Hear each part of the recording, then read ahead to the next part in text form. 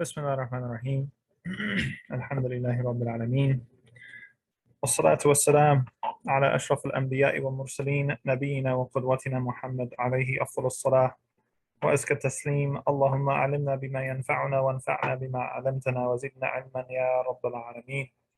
Assalamu alaikum wa rahmatullahi wa barakatuh. Everybody, welcome to Beginning Classical Arabic. It is Wednesday evening. This lovely day in August. Last class, many of you were not here, and it was just as well because I took a deep dive into sarf, into morphology, just to give a taste of what we mean when we're talking about morphology, what we mean when we're talking about derivation, right? Taking a particular phonetic pattern of singular nouns and deriving their jam'a taksir, deriving their broken plurals. And I kind of wanted to demonstrate how interesting it is for those who want to know, and also how complicated it is for those who would rather not. So I don't think that I'm going to go any more into that for this series of classes. However, if you are interested in it more, because I think there were 27 total patterns of the broken plural, and we only covered 4 of them. We talked about the difference between, in Arabic, there are actually plural forms of jam'a taksir that refer to things that are numbered between 3 and 9, and then other forms that are for things that are greater than 9. But we also talked about why this isn't so important to study was because they're fairly substitutable and interchangeable. And there are some words that only have a plural that indicates above 10, and it's used for both, no matter what number it is, etc., etc. So it wasn't the most, it's not the most essential thing, especially to study as a beginning Arabic student. However, for those of you who find it interesting, I try to just give a little bit of a taste of it. So that being said, inshallah ta'ala, we're going to return to the book today and continue our march on through dealing with feminine forms of nouns, of verbs, etc., etc., etc. Now, since last week I took a detour, I want to make sure that we are on the proper exercise. I think that this is where we reached from filling in the blanks with suitable demonstrative pronouns. Before this, we had been reviewing changing the subject to make things plural. Am I correct in that? Does anybody have a different memory of where we were at? I thought we had finished this exercise, this short exercise about converting things from singular feminine to plural feminine.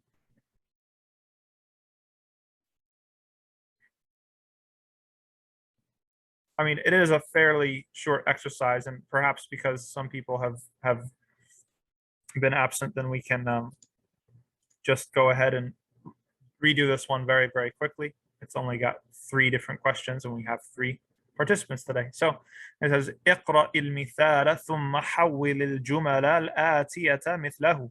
Change the subject in each of the following sentences to plural. We've seen this type of exercise before, but now we're dealing with specifically feminine forms, okay? And those feminine forms are going to need to be accommodated over several types of words. If you find that there's a feminine verb that's going plural, then it needs to become plural in the feminine form. If there's a noun, then it needs to also be accommodated, right? So let's look at the example. Zainabu, one female, kharajat min al-fasli. Zainab left the classroom. Kharajat is the verb form that is appropriate to singular third person feminine, right? In the past tense. What happens in the example? Zainabu wa Aminatu. So we just added somebody else. Wa Maryamu, and another. So now we have 3 females. Kharajna. Kharajna. Not kharajna, but خرجنا من الفصل. So we had to change the subject from feminine singular to feminine plural, and everything that then becomes necessary to change. In this case, it's the verb. So let's have Sister Masarrat, could you please lead us off with number 1? المدرسة ذهبت إلى الفصل. So I should make this, I should make, no, it won't be sorry. Oh, can it be Yeah, I would suggest just making al-mudarrisatu, right? Just making it sound feminine plural. That would probably be the easiest. Okay, المدرسات ذهبنا إلى الفصل. Very good.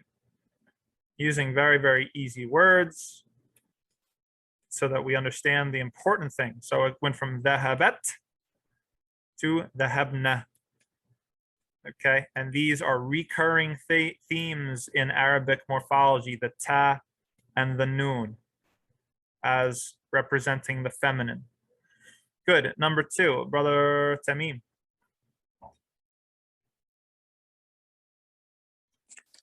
So the original sentence is المدرسة ذهبت إلى الفصل.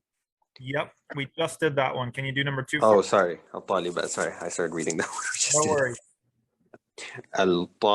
الطالبة الجديدة جلست في الفصل. And the making this plural would be الطالبات الجدد. Good. جلسنا or جلسنا Good. في الفصل. Fantastic. They tried to throw you off and they couldn't do it.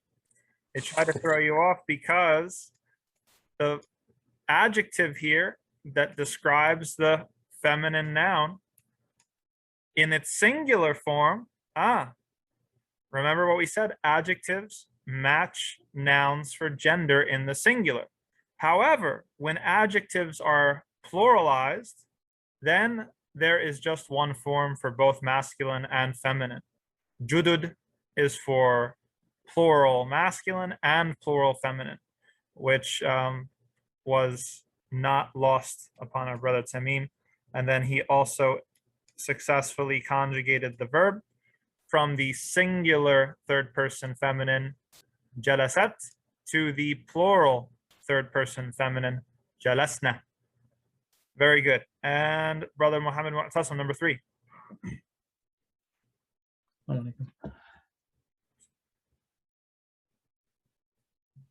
The original sentence بنت محمد ذهبت إلى المدرسة.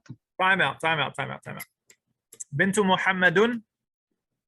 بنت محمد. Sorry. Yes, بنت محمد. Thank you. ذهبت إلى المدرسة. مدرسة. إلى المدرسة. T. Very good. Good job. Okay. Bint. So we have to make this plural. What's the plural of bint? Bint. Bint. It's you have a hard one because it's not sound feminine, and this is a broken plural. Bint. Plural of bint is Banat. banat. Banat. Yes, banat. Banat. Okay. Banatu Muhammadin ذهبنا Good. إلى المدرسة. Fantastic. Very, very good. Okay, that's fairly straightforward. Does anyone have any questions about this? It just takes practice, right? As far as, you know, the things that there are to keep track of. Okay, you have the noun, you have to keep track of the noun. If there's an adjective attached to the noun, you have to pluralize the adjective, not really worry about what gender it is. And then you also have to pluralize the verb. That's what you're keeping track of. Anyone have any questions before we move on?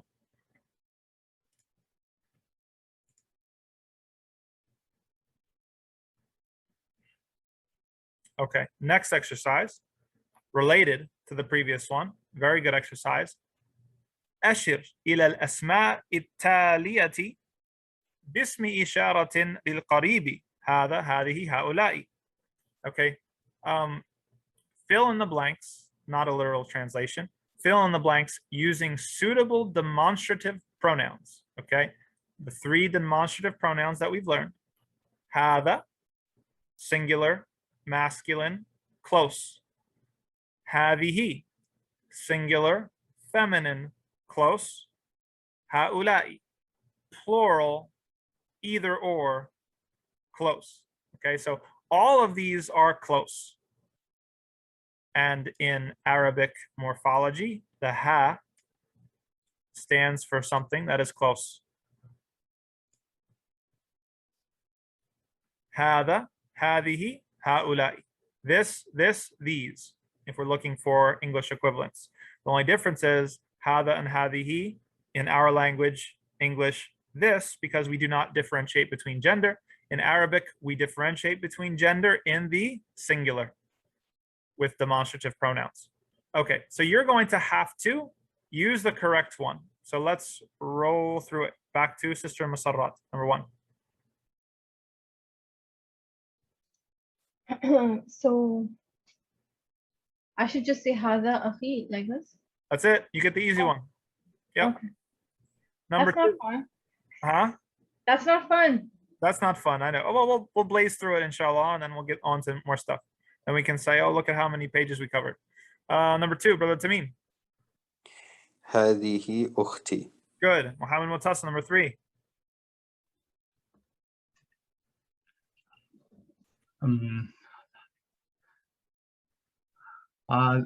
هذه رجال. هذه is for what? Singular or plural? هذه plural. هذه? هذه Kind of a trick question, right? هذه is for singular. By singular, default, singular. right? So, Feminine. رجال. Oh, هؤلاء. هؤلاء رجال. That's رجال. right. These men, or these are men. If we have هؤلاء رجال. Good. Number 4, Sister Musarrat. هؤلاء مدرسون. Very good. 5, Tamim. هؤلاء طالبات. Fantastic. Number 6, Muhammad Mutasim.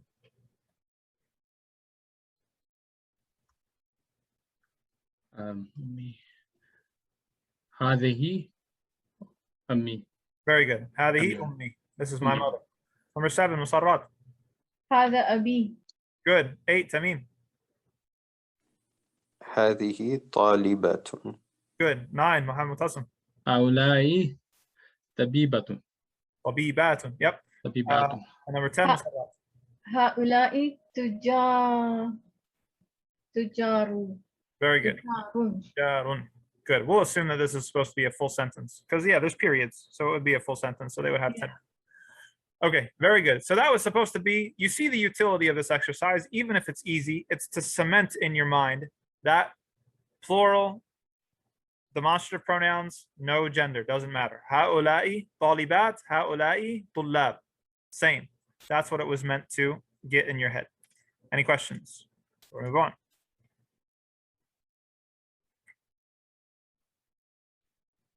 Okay, we're going to do a similar exercise, but instead of demonstrative pronouns, now we're going to use personal pronouns, or even better yet, I think they're all going to be subject pronouns. Okay, ضع means place, from وضع. Well, I'll give you a little bit of sarf for those who are interested.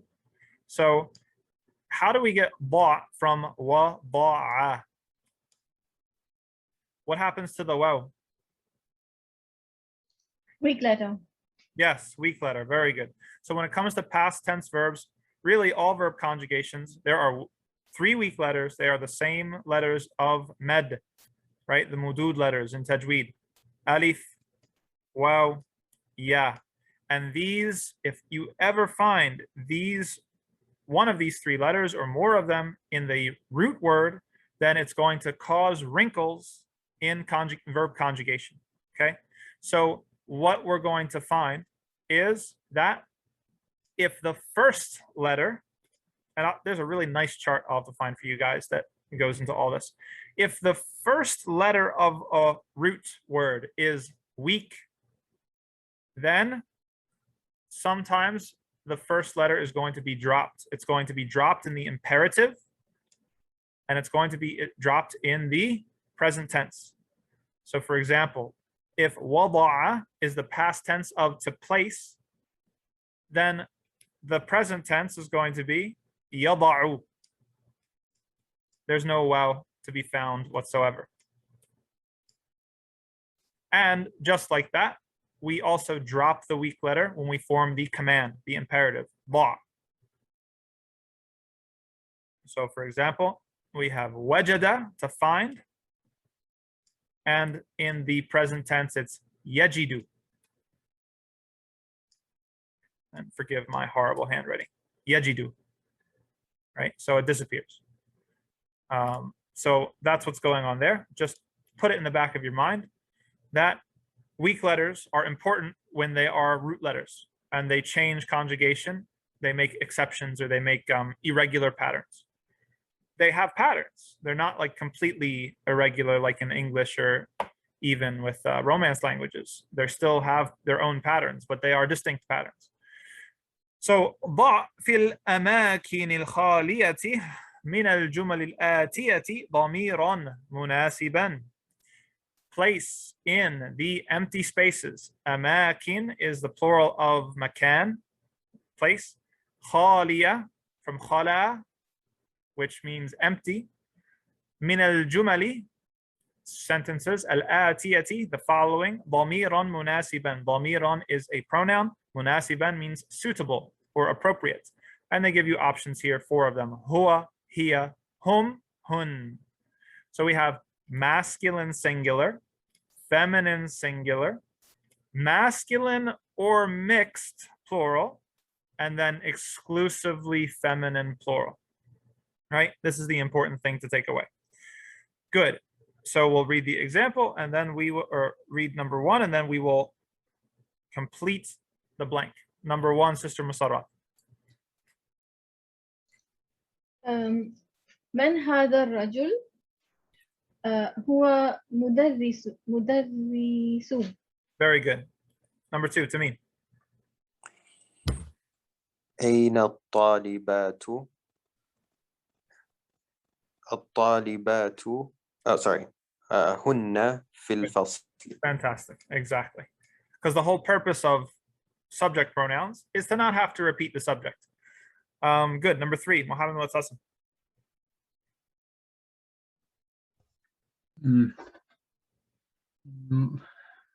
من هؤلاء الفتية؟ Good.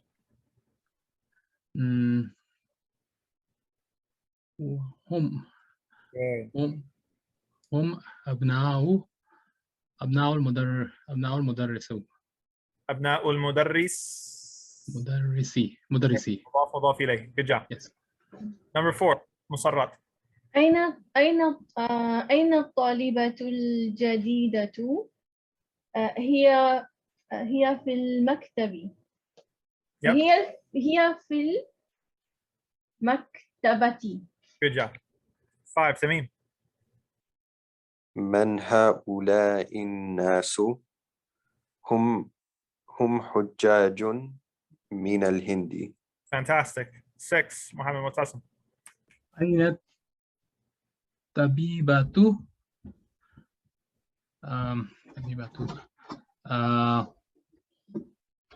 هن في مستشفى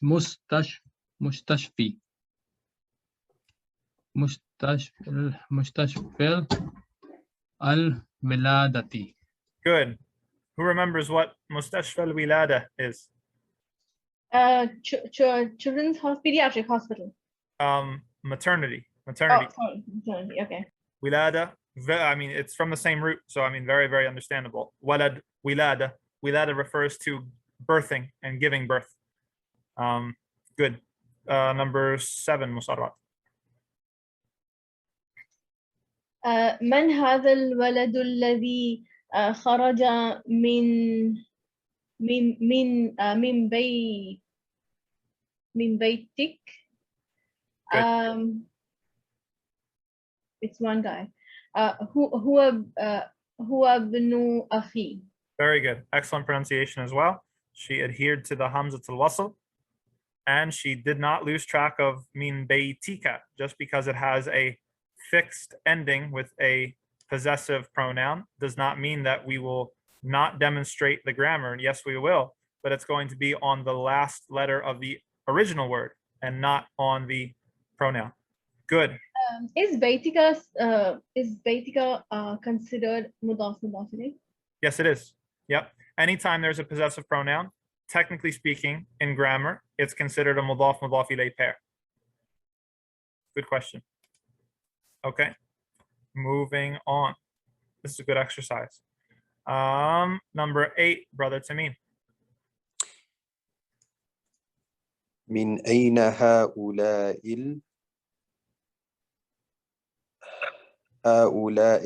الضيوف. Good. You're right.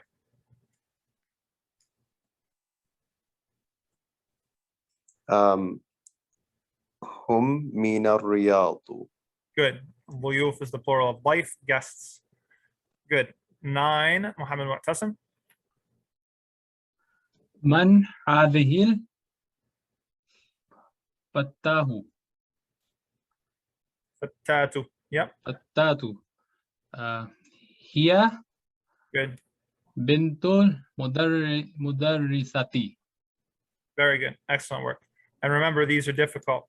Fatah, right? So we have the masculine are fatah is singular.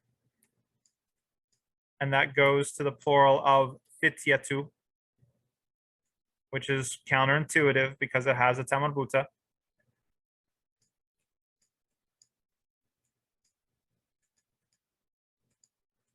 I should teach you guys the shorthand, okay?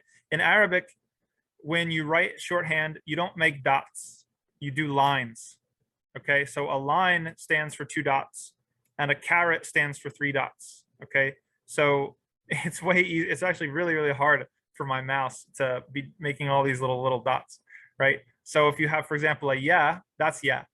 If you have ta, that's ta. If you have tha, that's tha. And this is not just computer Arabic, this is normal shorthand Arabic writing, right? So qaf is going to be that.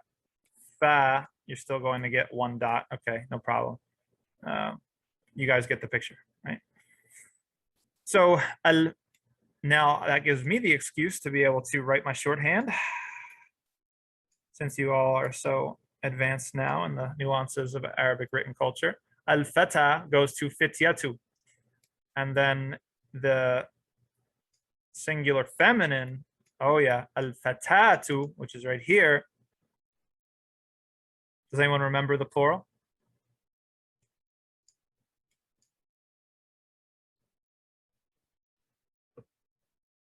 Anyone remember the plural? The plural of al-fatah? Al-fatatu, yeah. Al-fatatu was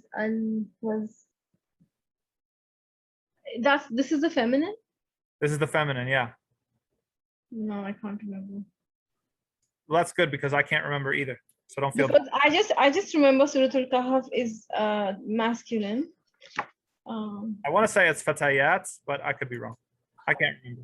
It's very seldom used in my life. I'm not very often talking about young ladies, so I've forgotten the word. So that's homework for whoever wants to pursue that, to remind us of al-fatah fityatu. No problem, easy. Al-fatatu, fatayat, or fatayat. I'm feeling like it's either I'm feeling now that it's perhaps fatayat without the first alif. And Allah knows best. Forgive me. You guys will soon learn that I'm just a simple student of knowledge that has only learned just a little bit. Okay, moving on. Hati, sorry, it is fatayat. It is?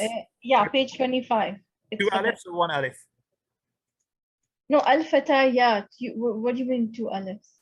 Like fatayat? No, fatayat. Fatayat. Okay. So my second was alhamdulillah. Alhamdulillah. Hati jama' al-asma'i al-atiyati. Hat is a particular word that's very, very common. It's used for bring. Hatu burhanakum.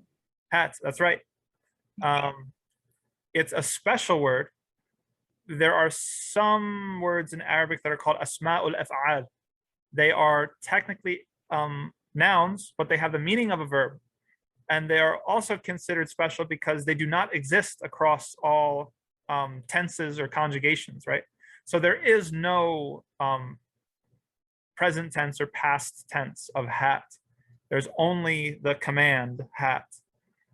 And there are certain words, they're very, very few in number, but there's certain words that only exist in the command form and only exist in the past tense, only exist in the present tense, or only exist in the past and the present and don't have a command form, etc., etc. And they're relatively few in number. Walhamdulillah. Write the plural of the following nouns and adjectives. So here, again, we're going to try to do this rapid response because they're going to try to trick you, right?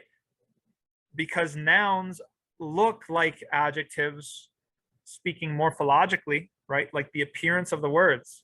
And so you see a word, you're thinking it's a noun, so you pluralize it according to a broken plural, but oh no, it was actually an adjective. And now it has a plural that does not reflect gender, right? That's what they're trying to get you to differentiate here. So let's try to do it. Starting with ukht, Sister Musarrat. I'm not sure I understand, but anyway, akhawat. That's it. Just give the plural of the word. Okay. The point of the exercise is that the words that they're giving you, they're not all nouns and they're not all adjectives. They're going to mix them, Okay. right? So that's the trick. Mhm. So yes, akhawat is the plural of ukht. Bint, Tamim. Banat. Good. Next one. Muslimat. Good. Next one. Tabibat. Good. Yeah, you guys know the order, so go ahead. Okay, next.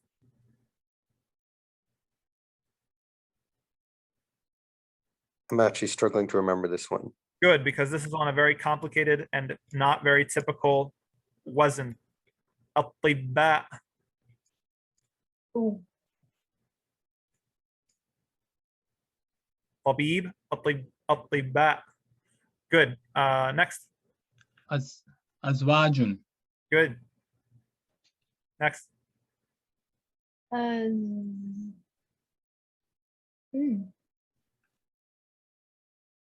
Zawjat. Very good. Yes, it is. Zawjat. Yep. Okay. This is sound feminine plural. Good. Next. Al-fityatu or fityatu. Oh, who agrees and who disagrees?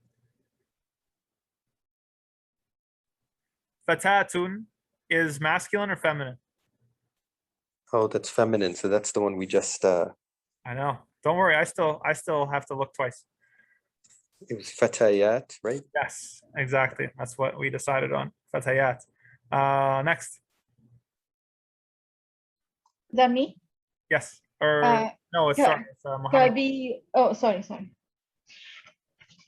Kabiratun. Kabirat. Oh, here's No, what this is the adjective, so it's a kibar thing, right? Kibaru. Okay. Yes, they got you. That's exactly why they wanted to throw them in together, because you see kabiratun, it's on the, it looks like an ism. It looks like a noun. It looks just like zawja or tabiba, but it's not. It's not, unless someone's name is kabira. In this case, it's an adjective, and so the plural is going to be broken plural, and it's for masculine and feminine. Good. Next. Saba'ut tiwal. Yeah, aywa. Next. Al-judud. Good. And that's what actually the one that you had gotten earlier. Fantastic. Next. Iqwatun. This is akhun, his brother. Akhun. Akhun. Ikhwatun. Yes, there's two plurals to akh. So there's ikhwatun. Ikhwatun. That's one, and that's the counterintuitive one because it has a tamurbuta. And so we look at it, we think feminine, but nope. That's actually plural masculine. And then there's, for those who follow the news, ikhwan. إخوان المسلمين. إخوان المسلمين. Or سورة الإسراء إخوان الشياطين المبذرين كانوا إخوان الشياطين, right? So both of them equally used. Neither of them is better than the other one. Okay, good. كبار العلماء. Aywa, there you go. You got it. You got it. And then next. الجدد. Judud. Again, you get Judud, mashallah. They've tested you 3 times, and so we know that Tamim is never, insha'Allah ta'ala, never going to forget that the plural of Jadid is Judud, even if it's Jadida in the singular. Good. Anyone, any questions? Looks like we're at the end of the lesson. Alhamdulillah. So this is just a little reminder. The way that we break down demonstrative pronouns, we have 3 categories, right? We have gender, okay, masculine, feminine, number, singular, plural, and distance, just like in English, okay? English, we have demonstrative pronouns that are broken down into 4 categories depending on singular, plural, close, far. We do not differentiate between gender. Arabic throws in the wrinkle of gender only in the singular, not in the plural. That's what they're trying to tell you here.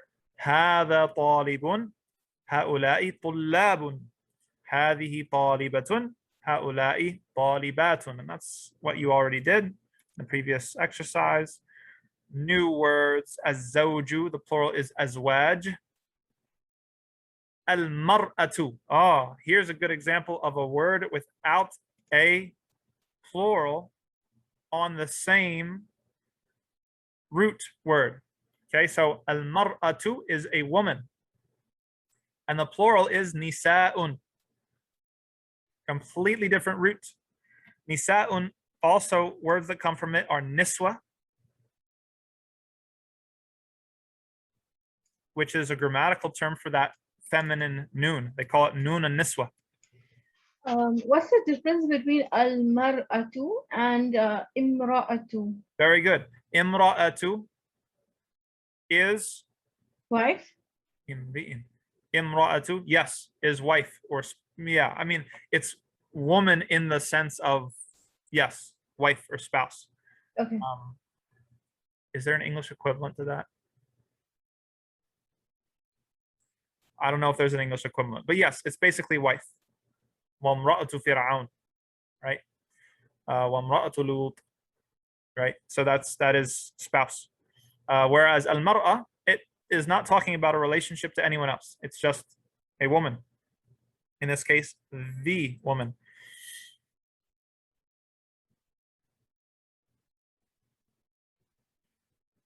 And then it says here, al-mar'atu biduni al, imra'atun. Is that what you just asked? Oh, yes. SubhanAllah. And they have something different. I didn't notice this. Yeah, I mean, And so, sorry, al-mar'atu, this is feminine. What would be the masculine of this? Because, you know, بين المرء وقلبي. So is that? imri'in. Okay. Yeah, like when the Prophet ﷺ, he said, No, in Surah Imrihi wa Abi. Yeah, okay. But what about بين المرء وقلبي? بين المرء. Oh, that's different because there's no ta marbuta. بين المرء. So is that masculine? Yes. So that's the masculine of al-mar'atu? Yes, al-mar'i Okay. wa qalbi. And that is a frequently used word in the hadith. And in the Quran, like you said. It's in Quran. It's in Quran. Yeah, because he can. Yeah, okay. And sorry, what were you saying about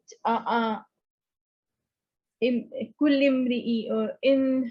Yeah, Surah كل امرئ I think. بما كسب رهين. Okay. So what is that? It's the same. Well, I'll put it this way. Imri'in or imra'un means like it's a deep personalized individual, right? It's a masculine linguistic form as opposed to mar'atu or imra'atun, which signifies a woman. But it's usually used, at least in the Quran, for like how we would use the word one, like one can find or one's own, right? So like when Right. it says كل امرئ بما كسب رهين. It's like every individual or each one by what they have earned. Each one for himself. Each Exactly. one for himself. Exactly. And here it's telling us qarib, which is interesting too. So the difference between al-mar'atu and imra'atun, qarib. Interesting. Quick question. So, but that second word, imri'i, that could be used for a woman or a man because it's just the generic one. Yes, Like the. it is linguistically masculine in the sense that it has a feminine word, but it is, yes, it is a depersonalized individual that could refer to, because when it's talking in the Quran, it's for both men and women.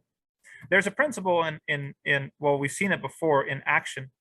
Taghlib, it's supposed to be a ghain. Taghlib from ghalaba, which means like to overwhelm, where masculine words can be used for feminine. Masculine words can be used to refer to feminine realities, or whatever we want to say, but not the opposite, right? So, for example, Zawj. Allah subhanahu wa ta'ala does not say Zawjatun in the Quran, as far as I can remember. He says Zawj for Adam's wife, right? Yeah, so that's true in English as well, right? Like we could say every man for himself. It doesn't really mean every man. Right. Well, today, I don't know. Times are changing. Now they're like, did you just assume my gender? You know, but Actually, that's true. I don't know what's gonna happen to grammar as time goes by, but well, the interesting thing, and you know, just to take a very, very, very brief aside, is that a lot of these things are very particular to the Anglosphere, because it's very easy to manipulate gender in the Anglosphere, the English-speaking world. However, once you get into the Romance languages or other languages where everything, Arabic, we see it in Arabic, everything is forced through the binary, the gender binary. The books and the tables and the lamps and the houses, they all have gender. Then it becomes an impossible task. And so we have to ask, is this another imposition of the imperial Anglosphere, this sort of attempt to police gender grammatically? It seems like it would be, the answer would be yes. So anyway, so that's the principle. So when Allah subhanahu wa ta'ala refers to Adam's wife, Hawa, he uses Zawj. He doesn't use Zawja, even though he's referring to a female. And that's the same case with Imri'in.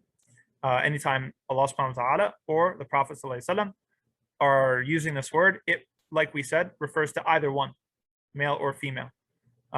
Whereas if we're using the specific, like we said before, exclusively feminine form, then there's no doubt about it.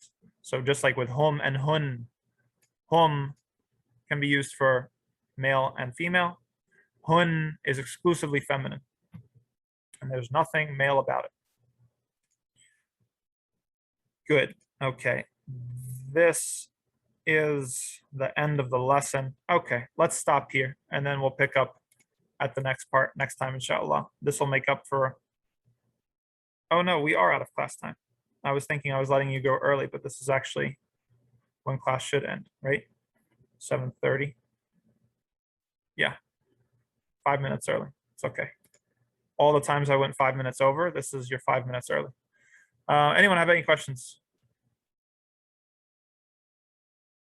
we asked them. You already asked them. Any more questions? I mean, further questions?